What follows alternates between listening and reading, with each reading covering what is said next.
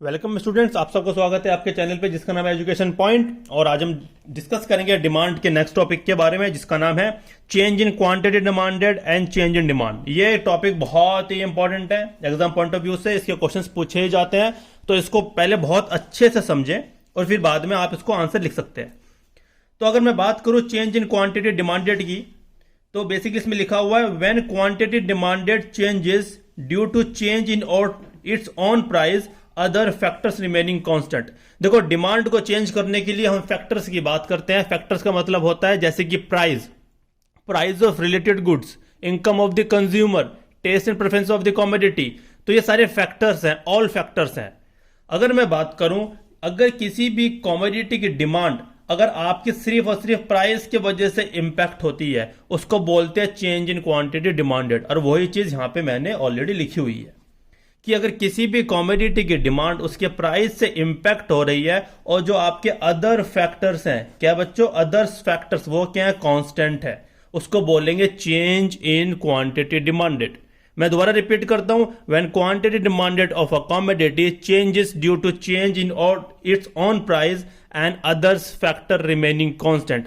Others factor remaining constant मतलब there will be no change in the income of the consumer, there will be no change in the price of the related goods, there will be no change in the taste and preference of the commodity. वो सारे others factor में कोई भी change नहीं होगा।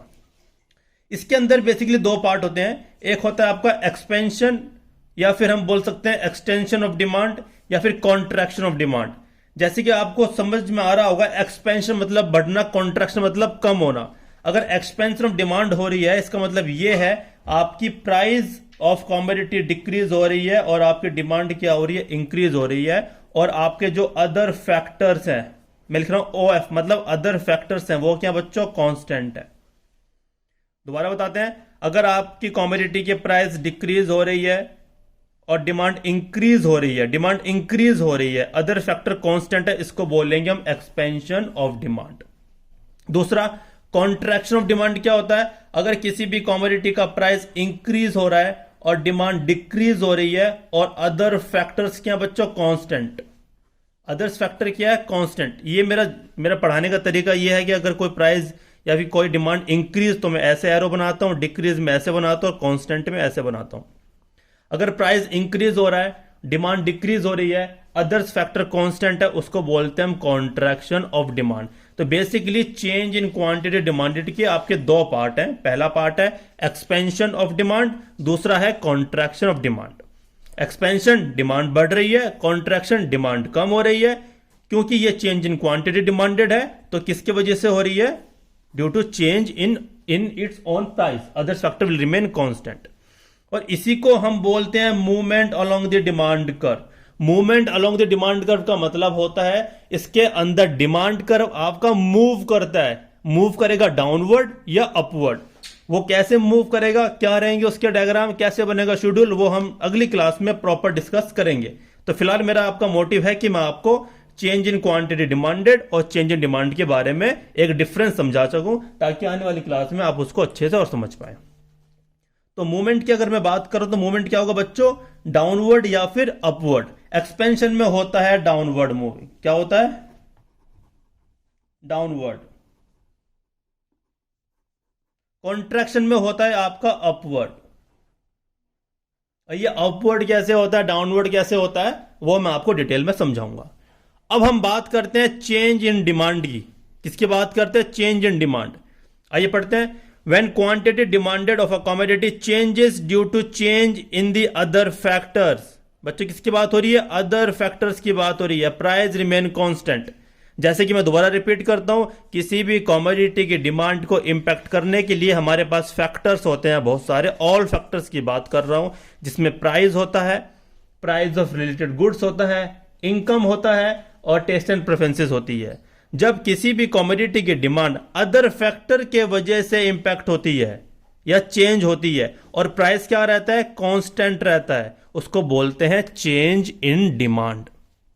ठीक है, इसका मतलब यह हुआ, इसको यहां समझाता हूं, आपका प्राइस कांस्टेंट है, आपका प्राइस क्या, कांस्टेंट है, उसके बावजूद भी आपकी जो क्वांटिटी डिमांडेड है या तो बढ़ रही है या कम हो रही है due to change in other factors, others factors में भी चेंज आने के वजह से, उसको बोलते हैं change in demand.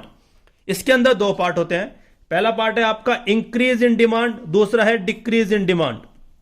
Increase in demand का मतलब यह होता है जब किसी भी कमोडिटी का प्राइस कांस्टेंट रहे, प्राइस में कोई चेंज नहीं आ रहा है, और डिमांड क्या हो रही है, इंक्रीज हो रही है due to change in other factors, उसको बोलते हैं इंक्रीज इन डिमांड। ठीक है। दूसरा है डिक्रीज इन डिमांड। सेम, अगर आपका प्राइस कांस्टेंट रहे उसी कमोडिटी का जिसकी बात कर रहे हैं, अगर प्राइस कांस्टेंट रहे और डिमांड हो रही है डिक्रीज, उसको बोलेंगे डिक्रीज इन डिमांड। क्योंकि यहां पे किसके वजह से डिक्रीज हो रही है, due to change in other factors, price is still constant over here. तो यहां पे प्राइस आपका कांस्टेंट है, डिमांड आपकी डिक्रीज हो रही है तो डिक्रीज इन डिमांड, डिमांड आपकी इंक्रीज हो रही है तो इंक्रीज इन डिमांड, और प्राइस क्या रहेगा, कांस्टेंट रहेगा। ये चेंजेस क्यों हो रहे हैं, क्योंकि अदर फैक्टर में चेंज आने की वजह से। और इसी को हम बोलते हैं बच्चों क्या, शिफ्ट इन डिमांड कर्व। क्या बोलते हैं, शिफ्ट इन डिमांड कर्व, क्योंकि इसके अंदर आपका डिमांड कर्व शिफ्ट होता है। जैसे कि इसमें मूव हो रहा था, यहां पे शिफ्ट हो रहा है, राइट। शिफ्ट कैसे होगा, या तो राइट वर्ड होगा या लेफ्ट वर्ड होगा। ठीक है। अगर मैं इंक्रीज इन डिमांड की बात करूं तो आपका कैसे शिफ्ट होगा डिमांड कर्व, ये होगा राइट वर्ड शिफ्ट। कैसे होगा बच्चों, राइट वर्ड शिफ्ट। अगर डिक्रीज इन डिमांड की बात करूं तो कैसे शिफ्ट होगा, ये होगा आपका लेफ्ट वर्ड शिफ्ट। कैसे होगा बच्चों, लेफ्ट वर्ड शिफ्ट।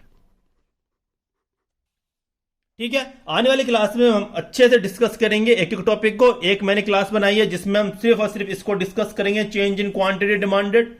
फिर उसके नेक्स्ट क्लास में डिस्कस करेंगे चेंज इन डिमांड, ताकि आपकी कोई भी चीजें मिस ना हो सके। जैसे मैंने बताया यहां पे आपका डिमांड कर्व मूव करता है डाउनवर्ड, यहां पे मूव करता है अपवर्ड, वो मूव कैसे करेगा, क्या बनेगा डिमांड शेड्यूल, किनके वजह से ये चीजें सारी होती हैं, तो ये सारी चीजें अगली क्लास में।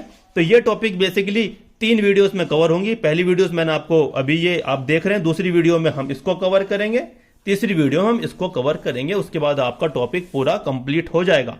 क्योंकि टॉपिक बहुत इंपॉर्टेंट है, इसलिए हम एक ही वीडियो में कवर नहीं करना चाहते। पहले इसको समझिए, बाकी आने वाली वीडियोस को देखिए। अगर आपको कोई भी डाउट है इस वीडियो में, इस टॉपिक में, क्योंकि हम अगली वीडियोस में इसको डिटेल में पढ़ेंगे, तो आप हमें कमेंट करके बताइए। हमारी टीम कोशिश करेगी आपको अच्छे से समझाने की। फिर भी नहीं समझ में आता तो हम एक और वीडियो बनाएंगे ताकि आपको अच्छे समझ में आए।